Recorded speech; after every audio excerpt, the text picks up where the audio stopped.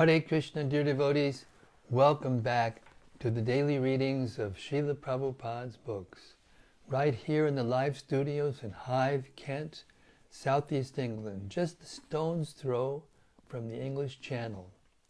You know, Srila Prabhupada worked very hard to write his books. He stayed up in the middle of the night and still did more service than most of us can imagine doing. And in 1974, he came to San Francisco for the Rath Yatra, and I was one of the full-time book distributors there, and he stayed in our house, actually. I was living with Jayananda and a couple of other couples. And yeah, his bedroom that he used while he was there was our bedroom. And after he left, both my wife and I were dreaming of Krishna. It was an amazing experience, spiritual experience. The whole building transformed. But there was one darshan with the Sankirtan devotees, the book distributors. And we expected, you know, a pep talk, or Srila Prabhupada would speak about his book distributors. But when he sat down, the first words coming out of his mouth were, "Are you reading my books?" And it turns out that year, he kind of got the drift that devotees weren't reading his books so much. So in that tour in Europe and other places and in America, he was talking about it a lot. And Vaisheshika Prabhu and I were sitting right next to each other. And when he said that, we looked to each other and we kind of smiled, a knowing smile, because we were reading the books and we were liking them too much. So he said, my books are not just for distributing, they're to read. So therefore, I've dedicated my life to Srila Prabhupada's books. And this I must say, that of all the things I've done in my 49 years, almost 50 years of devotional life, this is the most meaningful, except for preaching to new devotees and trying to convince them to join the movement, you know, full time.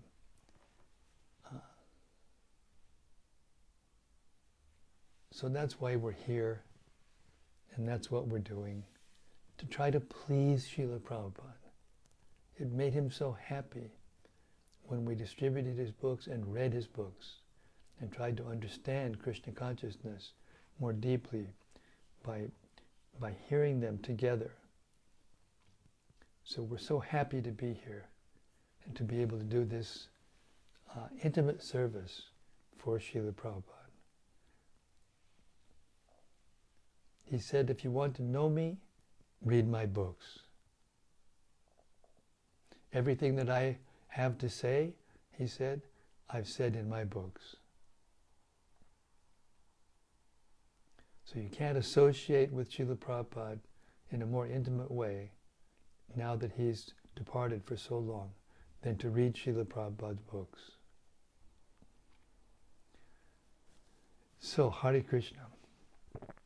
Srila Sanatana Goswami compiled the Śrīmad-Bhāgavatam Mahima Stotram, which forms a part of Sri Krishna Lila Stava, which was Sanatana Goswami's obeisances to the Vrindavan Lila of Krishna. And he wanted to offer 108 obeisances. And when he got to the 107th obeisance, after he had summarized the pastimes, he glorified the Śrīmad-Bhāgavatam. And it goes like this. Sarva Shastra Dipiyusha Sarva Vedaika Satpala Sarva Siddhanta Ratnaja Sarvalokaikadrik Prada. O nectar from the ocean of all scriptures, singular fruit of all the Vedas, rich mine of the precious gems of all conclusive truths, you are the only giver of sight to all the worlds. Sarva Bhagavata Purāṇa Śrīmad-Bhāgavata Prabho Kali Dvanduditaditya Sri Krishna Parivartita. O life air of all the Supreme Lord's devotees, O Master, Śrīmad-Bhāgavatam, you are the sun risen in the darkness of Kali. You are the exact image of Sri Krishna. Paramananda Pataya Prema Varshakshadayate Sarvada Sarvasevyaya Sri Krishnaya Namostume. I bow down to you, who are supremely blissful to read. Your every syllable pours down a flood of prema. You can always be served by everyone. You are Sri Krishna himself.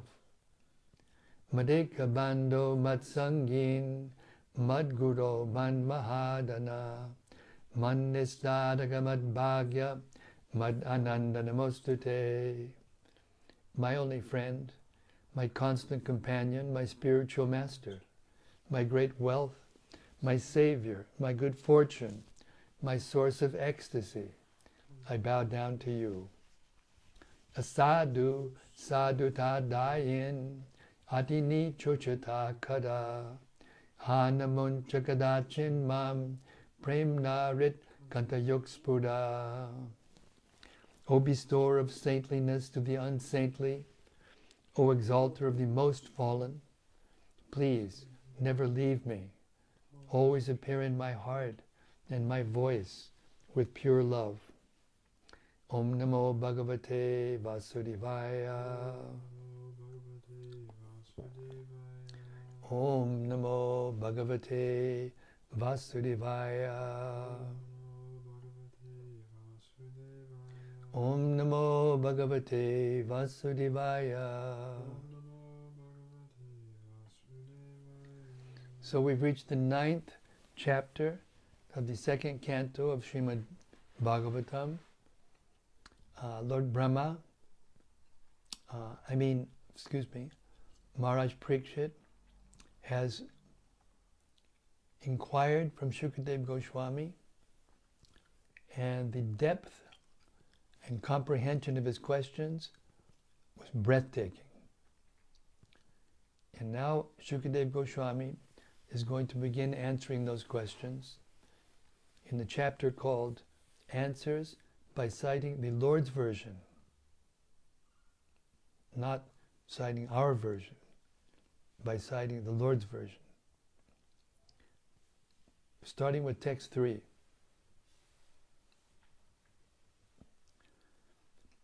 As soon as the living entity becomes situated in his constitutional glory and begins to enjoy the transcendence beyond time and material energy, he at once gives up the two misconceptions of life, I and mine, and thus becomes fully manifested as the pure self. Purport. The two misconceptions of life, namely I and mine, are verily manifested in two classes of men. In the lower state, the misconception of mine is very prominent, and in the higher state, the misconception of I is prominent. In the animal state of life, the misconception of mine is perceivable even in the category of cats and dogs, who fight with one another with the same misconception of mine. In the lower stage of human life, the same misconception is also prominent in the shape of it is my body, it is my house, it is my family, it is my caste, it is my nation, it is my country, and so on.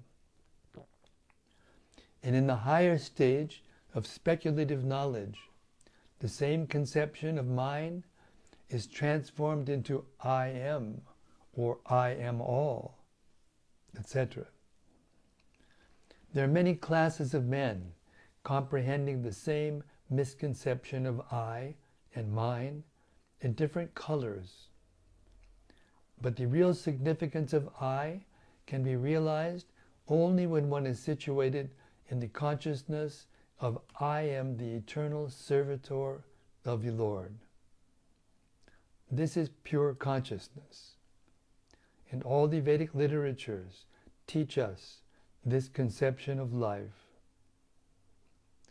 The misconception of I am the Lord or I am the Supreme is more dangerous than the misconception of mine.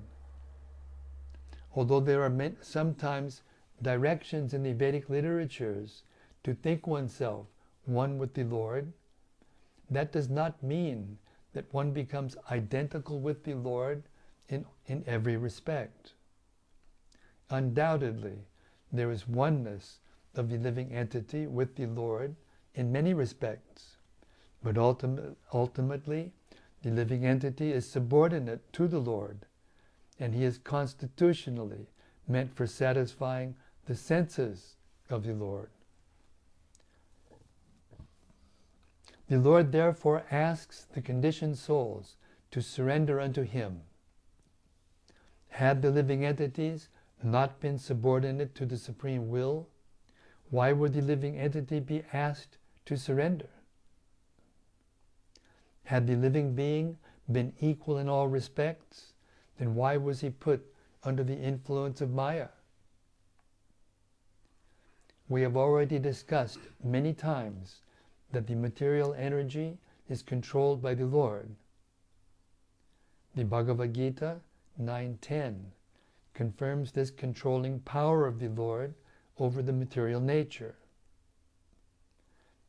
Can a living entity who claims to be as good as the Supreme Being control the material nature? The foolish I would reply that he will do so in the future.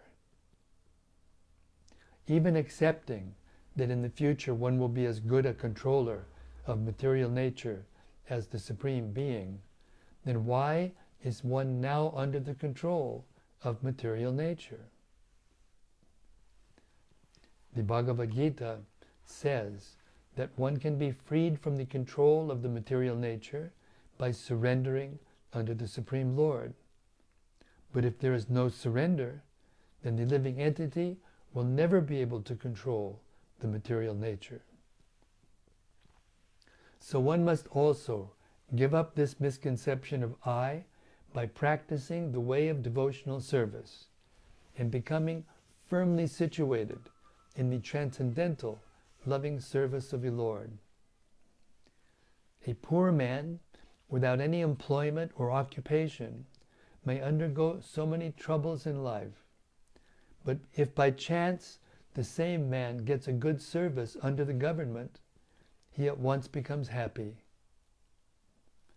There is no profit in denying the supremacy of the Lord, who is the controller of all energies, but one should be constitutionally situated in one's own glory, namely, to be situated in the pure consciousness of being the eternal servitor of the Lord.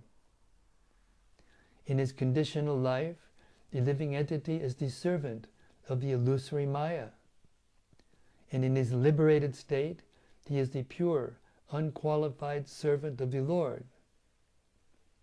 To become untinged by the modes of material nature is the qualification for entering into the service of the Lord. As long as one is a servant of mental concoctions, one cannot be completely free from the disease of I and mine. The Supreme Truth is uncontaminated by the illusory energy because he is the controller of that energy. The relative truths are apt to be engrossed in the illusory energy. The best purpose is served, however, when one is directly facing the same truth as when one faces the sun. The sun overhead in the sky is full of light, but when the sun is not in the visible sky, all is in darkness.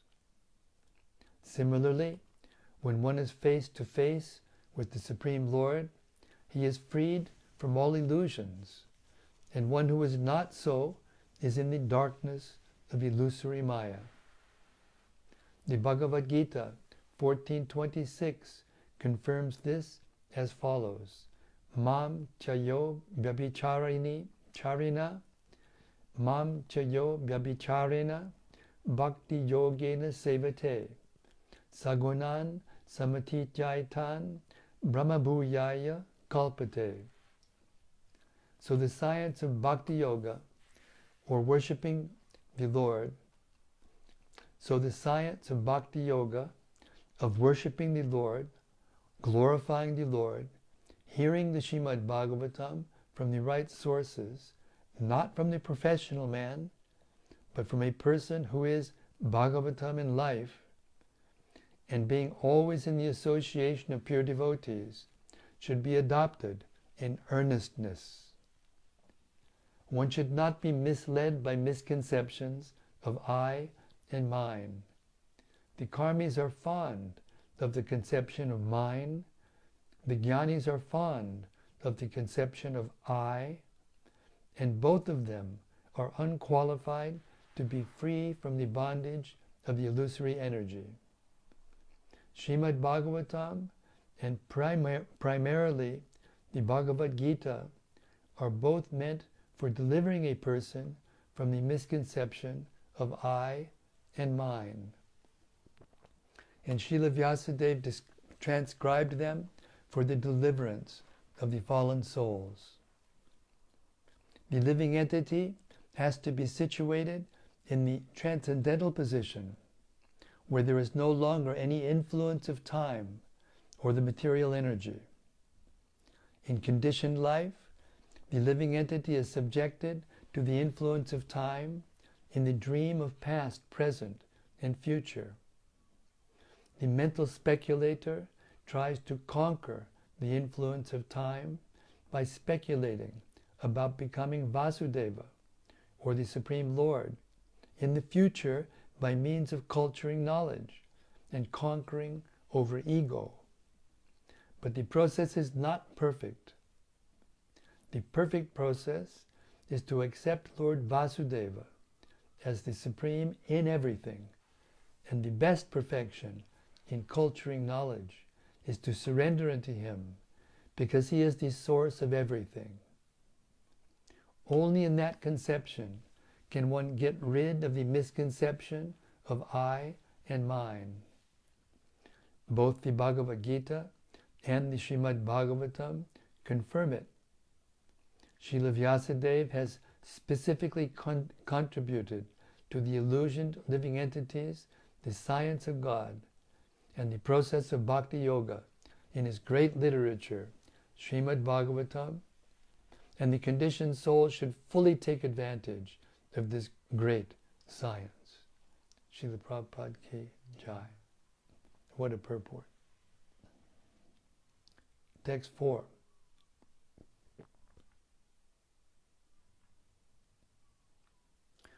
O King, the personality of Godhead, being very much pleased with Lord Brahma because of his non-deceptive penance in Bhakti Yoga, presented his eternal and transcendental form before Brahma. And that is the objective goal for purifying the conditioned soul. Purport. Atma Tattva is the science of both God and the living entity. Both the Supreme Lord and the living entity are known as Atma. The Supreme Lord is called Paramatma, and the living entity is called the Atma, the Brahma, or the Jiva. Both the Paramatma and the Jivatma, being transcendental to the material nature, are called Atma. So Shukadeva Goswami speaks this verse with the aim of purifying the truth of both the Paramatma and the Jivatma. Generally, people have many wrong conceptions about both of them. The wrong conception of the Jivatma is to identify the material body with the pure soul. And the wrong conception of Paramatma is to think him on an equal level with the living entity. But both misconceptions can be removed by the one stroke of Bhakti Yoga. Just as in the sunlight, both the sun and the world and everything within the sunlight are properly seen. In the darkness, one cannot see the sun, nor himself, nor the world. But in the sunlight, one can see the sun, himself, and the world around him. Srila Shukadeva Goswami therefore says that for the purification of both wrong conceptions, the Lord presented his eternal form before Brahmaji, being fully satisfied by Brahma's non-deceptive vow of discharging Bhakti Yoga. Except for Bhakti Yoga, any method for realization of Atma Tattva or the science of Atma will prove deceptive in the long run. In the Bhagavad-Gita, the Lord says that only by Bhakti Yoga can one know him perfectly, and then one can enter into the science of God. Brahmaji undertook great penance in performing Bhakti Yoga, and thus he was able to see the transcendental form of the Lord. His transcendental form is 100% spiritual, and one can see him only by spiritualized vision after proper discharge of tapasya or penance in pure Bhakti Yoga. The form of the Lord manifested before Brahma is not one of the forms with which we have experience in the material world. Brahmaji did not perform such severe types of penance just to see a form of material production. Therefore, the question by Maharaj Parikshit about the form of the Lord is answered. The form of the Lord is Satchidananda, or eternal, full of knowledge and full of bliss. But the material form of the living being, is neither eternal, nor full of knowledge, nor blissful. That is the distinction between the form of the Lord and that of the conditioned soul. The conditioned soul, however, can regain his form of eternal knowledge and bliss simply by seeing the Lord by means of Bhakti Yoga. The summary is that due to ignorance, the conditioned soul is encaged in the temporary varieties of material forms. But the Supreme Lord has no such temporary form like the conditioned souls. He is always possessed of an eternal form of knowledge and bliss, and that is the difference between the Lord and the living entity. One can understand this difference by the process of Bhakti Yoga. Brahma was then told by the Lord the gist of Śrīmad-Bhāgavatam in 4 original verses. Thus, Śrīmad-Bhāgavatam is not a creation of the mental speculators. The sound of Śrīmad-Bhāgavatam is transcendental, and the resonance of Śrīmad-Bhāgavatam is as good as that of the Vedas. Thus, the topic of the Śrīmad-Bhāgavatam is the science of both the Lord and the living entity. Regular reading or hearing of Śrīmad-Bhāgavatam is also performance of Bhakti Yoga, and one can attain the highest perfection simply by the association of Śrīmad-Bhāgavatam. May I read that again? permission? Abhaya Das Brahmacharya just gave you permission. Regular hearing, regular reading or hearing of Śrīmad-Bhāgavatam is also performance of Bhakti Yoga, and one can attain the highest perfection simply by the association of Śrīmad-Bhāgavatam. Both Shukadev Goswami and Maharaj Parikshit attained perfection through the medium of Śrīmad-Bhāgavatam. Srila Prabhupada ki jai. Śrīmad-Bhāgavatam ki jai. Text 5.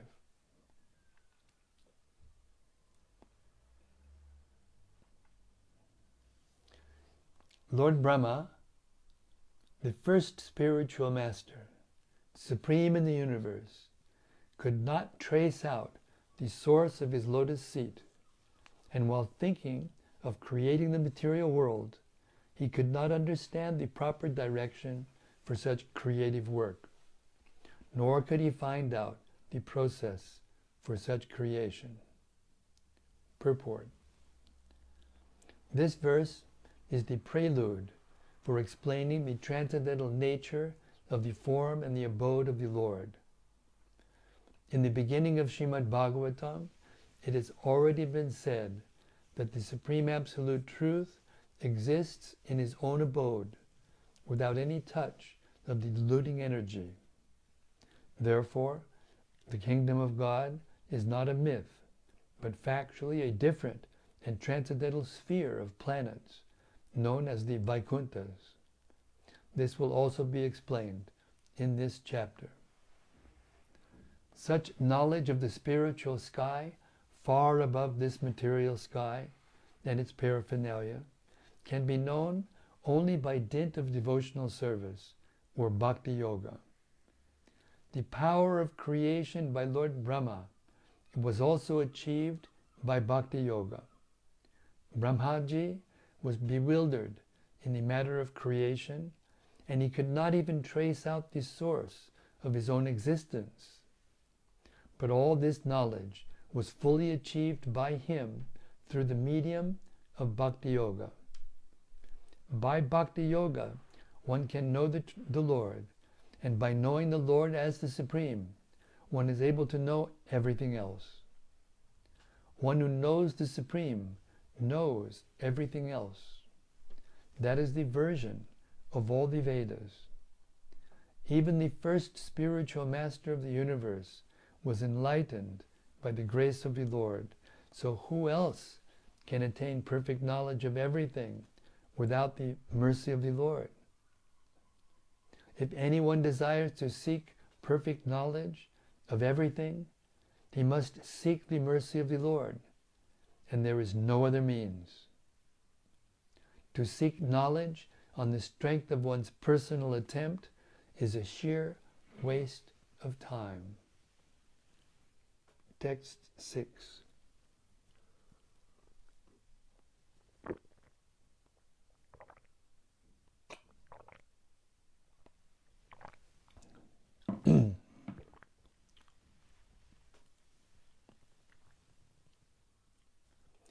While thus engaged in thinking, Brahmaji heard twice from nearby in the water 2 syllables joined together.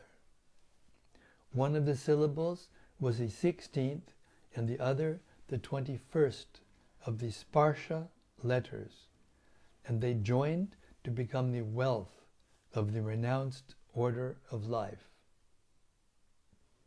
Purport. In the Sanskrit language, the consonants are divided into 2 groups, namely the Sparsha Varnas and the Talavya Varnas. From Ka to Ma. From Ka to Ma, the letters are known as the Sparsha Varnas, and the 16th of the group is Ta, whereas the 21st letter is Pa. So when they are joined together, the word tapa, or penance, is constructed. This penance is the beauty and wealth of the Brahmanas and the renounced order of life. According to Bhagavad philosophy, every human being is meant simply for this tapa and for no other business, because by penance only one can realize his self. Can one realize his self, and self-realization, not sense gratification, is the business of human life. This tapa, or penance, was begun from the very beginning of the creation, and it was first adopted by the Supreme Spiritual Master, Lord Brahma. By tapasya only by tapasya only can one get the profit of human life, and not by a polished civilization of animal life. The animal does not know anything except sense gratification in the jurisdiction of eat, drink, be merry, and enjoy. But the human being is made to undergo tapasya for going back to Godhead, back home. When Lord Brahma was perplexed about how to construct the material manifestations in the universe, and went down within the water to find out the means and the source of his lotus seat, he heard the word tapa vibrated twice. Taking the path of tapa is the second birth of the desiring disciple. The word upashrinot is very significant. It is similar to upanayana, or bringing the disciple nearer to the spiritual master for the path of tapa. So Brahmaji was thus initiated by Lord Krishna, and this fact is corroborated by Brahmaji himself in his book, the Brahma Samhita. In the Brahma Samhita, Lord Brahma has sung in every verse, Govindam Adipurusham Tamaham Bhajami. Thus, Brahma was initiated into the Vedic Krishna mantra by Lord Krishna himself, and thus he became a Vaishnava, or a devotee of the Lord, before he was able to construct the huge universe. It is stated in the Brahma Samhita that Lord Brahma was initiated into the 18-letter Krishna mantra, which is generally accepted by all the devotees of Lord Krishna. We follow the same principle because we belong to the Brahma Sampradaya, directly in the disciplic chain from Brahma to Narada, from Narada to Vyas, from Vyas to Madhva Muni, from Madhva Muni to Madhavendra Puri, from Madhavendra Puri to Ishwara Puri, from Ishwara Puri to Lord Chaitanya, and gradually to His Divine Grace, Bhakti Siddhanta Saraswati, our Divine Master.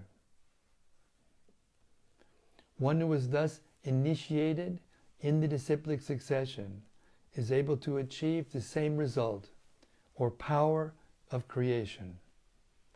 Chanting of this holy mantra is the only shelter of the desireless pure devotee of the Lord. Simply by such tapasya, or penance, the devotee of the Lord achieves all perfections like Lord Brahma.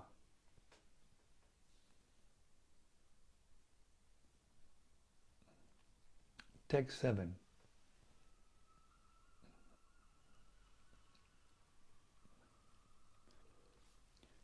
When he heard the sound, he tried to find the speaker, searching on all sides. But when he was unable to find anyone besides himself, he thought it wise to sit down on his lotus seat firmly and give his attention to the execution of penance, as he was instructed. Purport. To achieve success in life, one should follow the example of Lord Brahma, the first living creature in the beginning of creation. After being initiated by the Supreme Lord to execute tapasya, he was fixed in his determination to do it. And although he could not find anyone besides himself, he could rightly understand that the sound was transmitted by the Lord himself.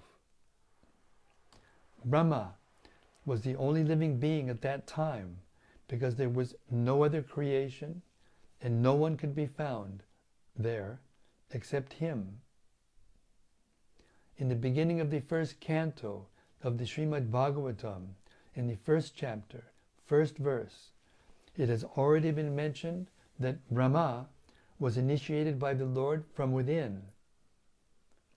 The Lord is within every living entity as the super soul, and he initiated Brahma because Brahma was willing to receive the initiation.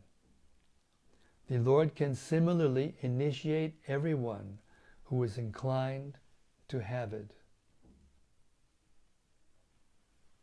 As already stated, Brahma is the original spiritual master for the universe, and since he was initiated by the Lord himself, the message of Śrīmad-Bhāgavatam is coming down by disciplic succession, and in order to receive the real message of Śrīmad-Bhāgavatam, one should approach the current link or spiritual master in the chain of disciplic succession. After being initiated by the proper spiritual master in that chain of succession, one should engage himself in the discharge of tapasya, in the execution of devotional service. One should not, however, think himself on the level of Brahma to be initiated directly by the Lord from inside, because in the present age, no one can be accepted to be as pure as Brahma. The post of Brahma, to officiate in the creation of the universe, is offered to the most pure living being, and unless one is so qualified, one cannot expect to be treated like Brahmaji directly. But one can have the same facility through unalloyed devotees of the Lord, through scriptural instructions, as revealed in the Bhagavad-Gita and Śrīmad-Bhāgavatam especially, and also through the bona fide spiritual master available to the sincere soul.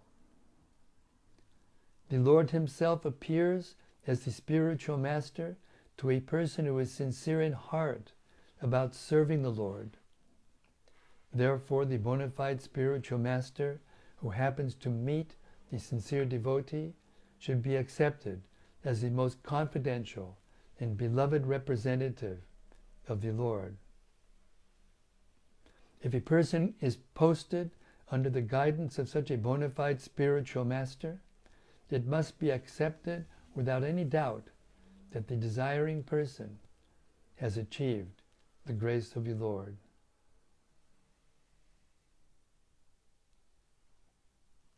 And we're going to stop there because it's almost 8 o'clock. Believe it or not, more than a half hour we've been reading. Okay, we'll take up the chapter from text 8 tomorrow and anticipate the reflections of the devotees.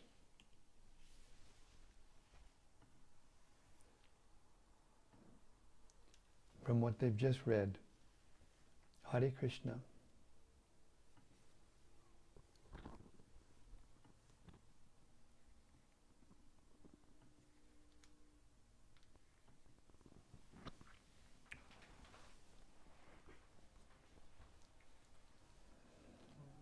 First is from Braj Balaba.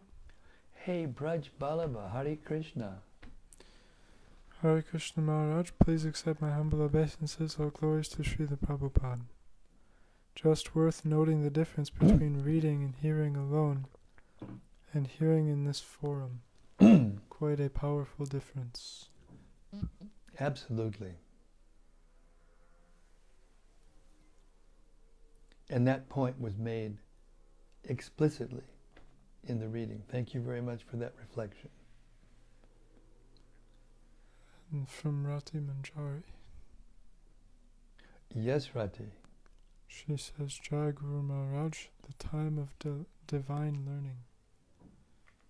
You know, I wanted to make one point based on what Brajaballabha just said. Srila Prabhupada used the term bona fide when describing the correct spiritual master, the proper spiritual master. He never used any words that indicated that the spiritual master must be all-knowing or all-powerful or omniscient in the way that God is. But bona fide is a particular word that Prabhupada used. It's a Latin term, and it means in good faith. A bona fide spiritual master who is one who has accepted the knowledge in the disciplic succession with good faith and is passing that knowledge on without changing it, without speculating or, embellishing in order to make himself something special.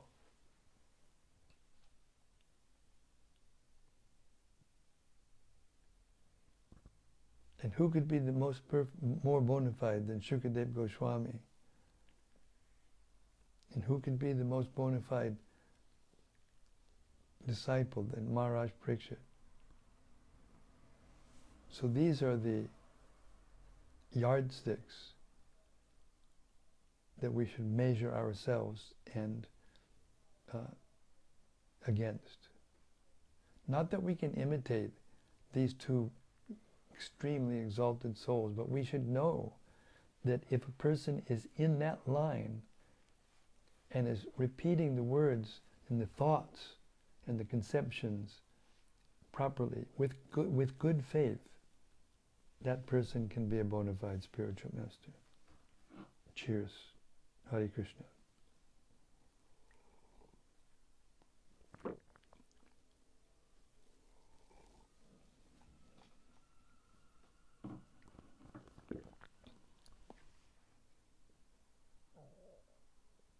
That's it? Oh my gosh. Long Easter weekend. Hare Krishna.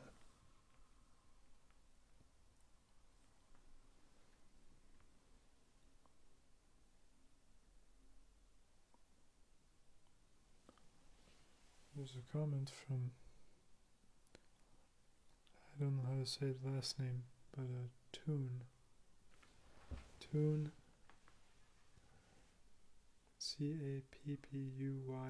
is the last name. C-U? C-A-P-P. C-I-P-P? C-A-P-P? U-Y-N-S. U-Y-N-S. Cappuyns. And the first name is? Tune. T-O-O-N? Acha. He says, thank you sincerely for reading. Well, thank you sincerely for hearing. Hare Krishna Tune. Thank you for hearing. Sincerely.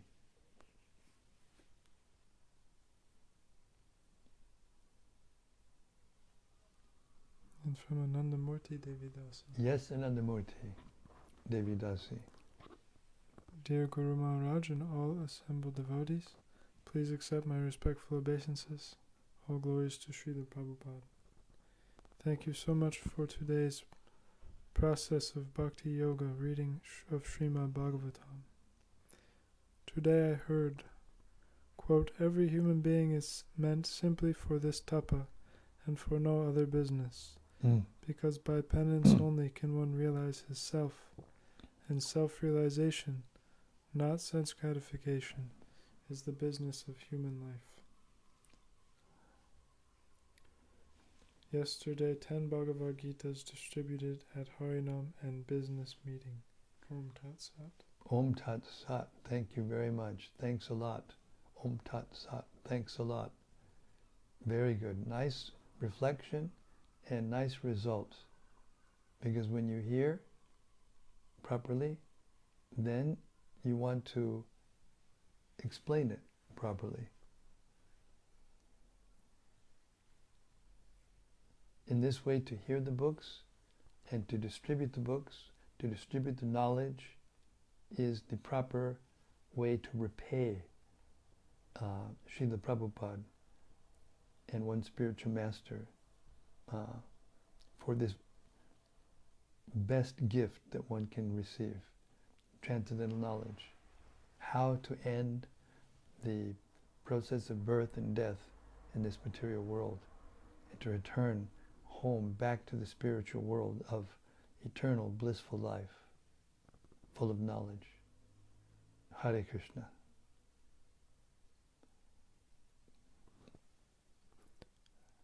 And from Gauranga Gopal. Yes, Gauranga Gopal. Hare Krishna. Hare Krishna Maharaj, please accept my humble obeisances. All glories to Srila Prabhupada. Whenever I hear the name of one of the Welsh Sankirtan devotees, my heart immediately opens up. Hare Krishna. How do we personally receive the message of Śrīmad-Bhāgavatam? Too often I think it is meant to be applied to someone else. This is a very good point you're making, and it is the essence of my offering to Srila Prabhupada this year, which will be available after it's offered to Prabhupada at his Vyasa Puja, which will be towards the end of August, or middle of August actually.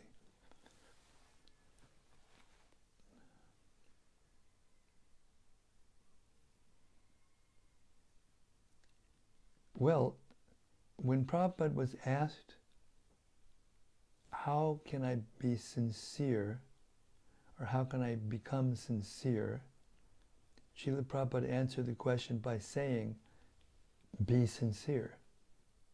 There's no one else that can be sincere for you.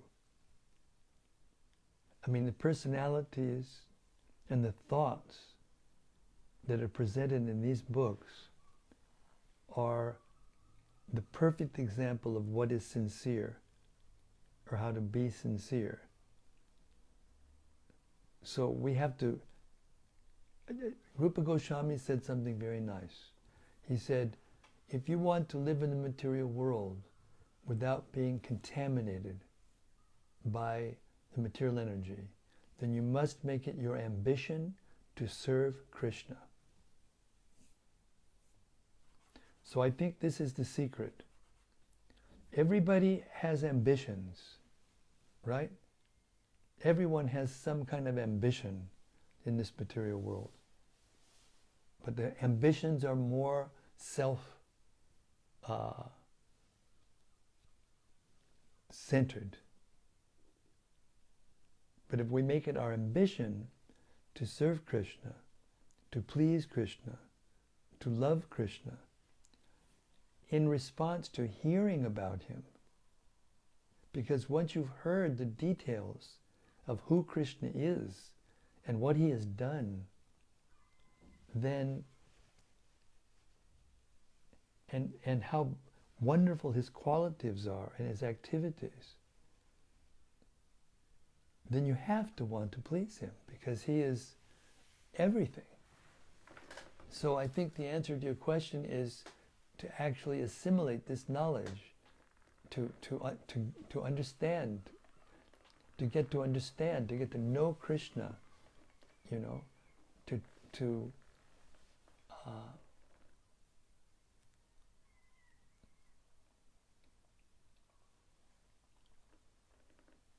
There's another verse that's a key factor in this, the answer to your question. It comes in the 4th chapter of the Bhagavad-Gita, the 35th verse, which is describing the knowledge that you actually are supposed to receive from the self-realized souls in the disciplic succession. And that verse goes like this: Yaj gyatva na punarmoham, evam yasyasi pandava, yena bhutan yasheshani drakshas yat manyato mayi. This verse says that when you have actually received this knowledge, and when you've understood the knowledge, then you will never again fall into illusion, because you will see that all living beings are but a part of the Supreme, Krishna says, or in other words, that they are mine.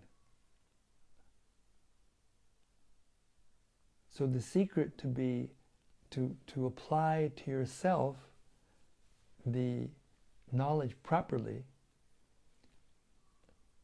is to understand who you are in relationship with Krishna, which means you have to accept Krishna to be the supreme absolute truth, to be all-knowing, all-powerful, all-beautiful, all-knowledgeable, all-famous, all-wise,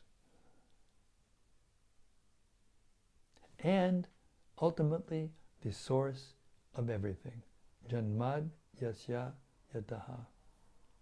That's the very first words of the Śrīmad-Bhāgavatam, which is also the second verse of the Vedanta Sutra, and which defines the Absolute Truth as being the source of everything, and being itaratascha, abhigya swarat, means directly and indirectly conscious or of everything, and completely independent.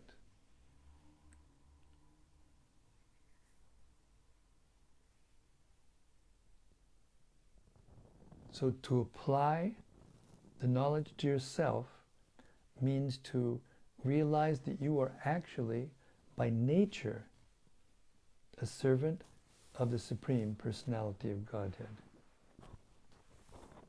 And then all you have to do with that is act like it. And the Bhagavad-Gita explains to you, step by step, how to act like it. How to think, how to feel, how to will, and how to act as a servant of Krishna. Because that's what you're doing anyway. It's already there. It's not something that you need to inject into your brain or into your system from outside. It's already there. It just has to be awakened by submissive hearing. And this is the key. You hear submissively. And if you hear submissively Krishna's instructions and Krishna's pastimes and activities and the activities of the loving exchanges between him and his eternal associates in the spiritual world, then you become capable of looking out at the world and seeing things for what they are.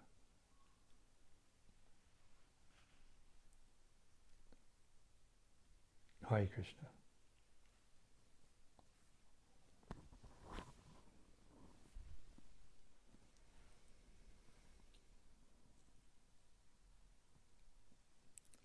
From Daitari Hari. Hare Krishna Daitari Hari. Hare Krishna Maharaj, please accept my humble obeisances. All glories to Srila Prabhupada. Jai, all glories to Srila Prabhupada. That point you re-emphasized, that reading Śrīmad-Bhāgavatam is in itself performance of Bhakti Yoga, and that by doing so one can attain the perfection of life. There's a wonderful group of lectures by Devamrita Swami on the first 3 verses of the Bhagavatam from Australia a few years ago, where he talked about how the Bhagavatam is non-different from the Lord and is the direct incarnation of the Lord, and that if we associate with the Bhagavatam on a more emotional and personal level according to how it speaks for itself, rather than treating the Bhagavatam in an academic or dry philosophical way, then our lives will transform. We also heard tonight about the importance of hearing from the right source and associating with pure devotees in all earnestness. These daily readings give us the best opportunity for us to do this. Seeing how much of a personal relationship you have with the Bhagavatam and how absorbed you are in seeing Prabhupada's purports as the answer to all of life's problems strengthens my conviction that this is what life is all about. Hare Krishna. Well, you've done it again, Haridas. That was a lovely reflection. I thank you very much. I have nothing to add to it. It was very nicely said, very nicely written, concise, well articulated. Śrīmad-Bhāgavatam ki jai. And from Jagamohan. Yes, Jagamohan. Hare Krishna, dear Maharaj, please accept my respectful obeisances. Mighty encouraging to hear Srila Prabhupada state, one can attain perfection by associating with the Śrīmad-Bhāgavatam. Yes. What unbelievable causeless mercy. I am so grateful to have even a molecule of interest in this transcendental literature. Thank you for your service to this mission. I am forever grateful for the association of the devotees. All glories to the Śrīmad-Bhāgavatam. All glories to His divine grace. Jai, and all glories to the devotees who have a taste for hearing the Śrīmad-Bhāgavatam. Thank you very much. Hare Krishna. And from Gauranga Gopal again. Yes, Gauranga Gopal. He says, thank you so much, Maharaj, for your beautiful answer. I would like to make my ambition to see myself as the servant of Krishna and act like it. Hare Krishna. And how do you do that? By chanting Hare Krishna, Krishna Krishna, Hare Hare, Hare Rama, Rama Rama, Hare Hare, and chanting the Śrīmad-Bhāgavatam. That's it. Hare Krishna.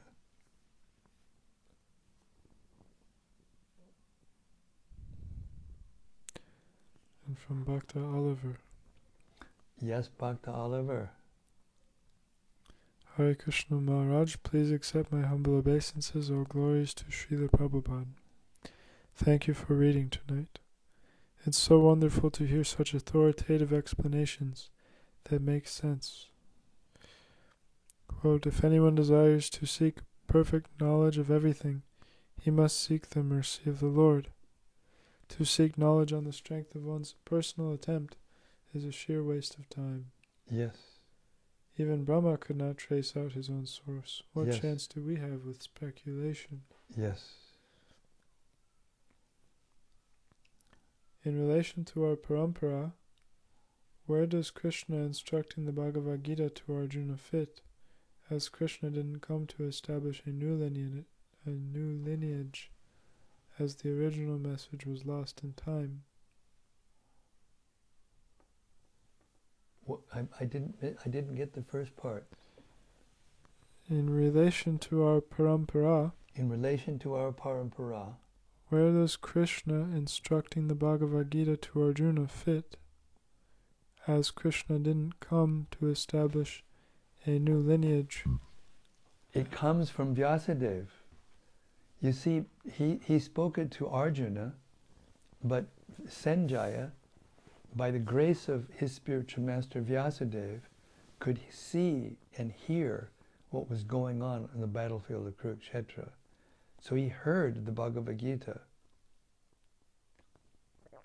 So Arjuna, his position was not to be the next guru in the line of the disciplic succession. He didn't take that position. He helped his brother rule the world on the instruction of Krishna, and of course applied the instructions in his daily life. Do you remember? He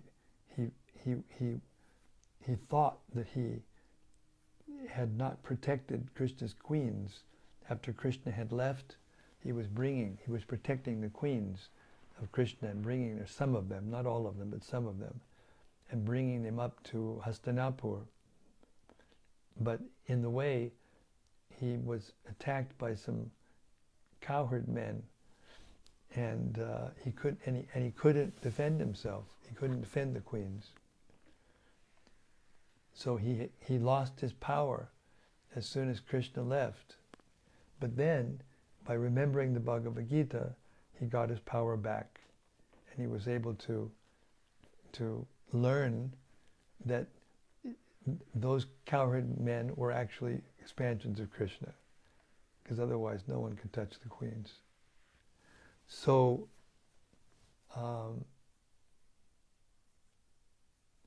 but Vyasadeva, through his disciple Sanjaya, heard directly and then wrote it down in the Mahabharata. So the place of the Bhagavad Gita in our disciplic succession is that. It's just that. Vyasadeva is in our disciplic succession, and the Mahabharata and the Śrīmad-Bhāgavatam are compiled, or in the case of the Bhagavatam, brought into the world through the meditation of Vyasadeva, and therefore he fits into our disciplic succession.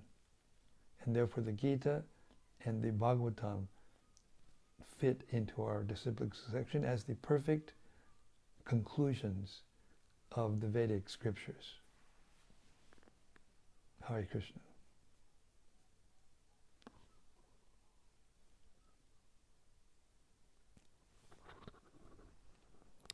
This is still from Oliver.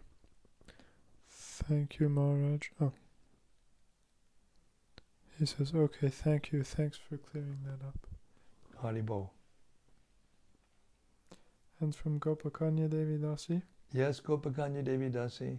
Jai Maharaj, Hare Krishna, all glories to Srila Prabhupada. Jai, all glories to His divine grace. And from Rati Manjari. Yes, Rati. Dear Guru Maharaj, please accept my respectful obeisances. My work day was too long and I feel a bit overwhelmed tonight. But I do notice that no matter how the day went, and whatever I did or did not get done, every day I can count on an evening of upliftment and connection with the highest reality, thanks to your dedication to the daily readings of Srila Prabhupada's books. Every day I forget Krishna in most everything I do, but in the evening you help me to find him again in the pages of Śrīmad-Bhāgavatam. Hare Krishna, thank you very much. Thank you, I am increasingly indebted. Well, the word Dibya, or the word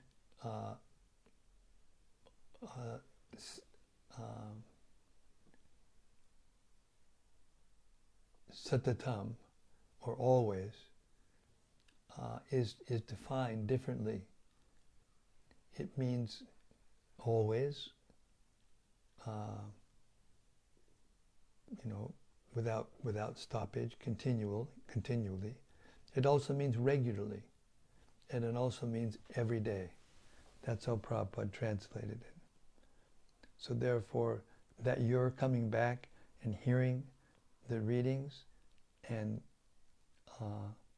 becoming inspired by them means that you are actually engaging in the process of ananya chintayantu mam, or pure devotional service. This is pure devotional service. To hear the Bhagavatam with sincere devotees and reflect upon them every day, that is pure devotional service. Hare Krishna.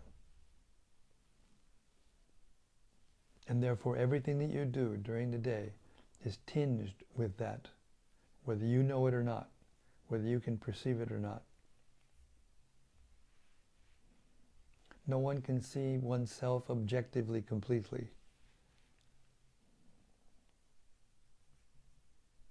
We can't see ourselves objectively. It's mystical how we're doing all these things, but everyone else is seeing us objectively and we're seeing ourselves subjectively. So how you get a proper vision of how you're doing is to see it through the eyes of the others rather than to try to understand from within ourselves. That's how you get a more objective view of how we're doing. So you may think what you like, but when we hear you speak and reflect on the Bhagavatam, we understand who you are. Hare Krishna. As does everyone else on this journey. The daily readings of Srila Prabhupada's books.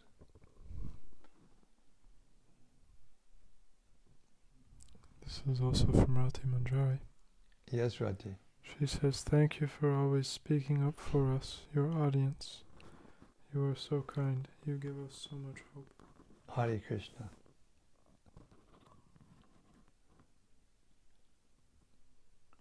Well, as usual, I didn't think there were going to be any reflections tonight, the way it started, but an avalanche came, and it was so enlivening.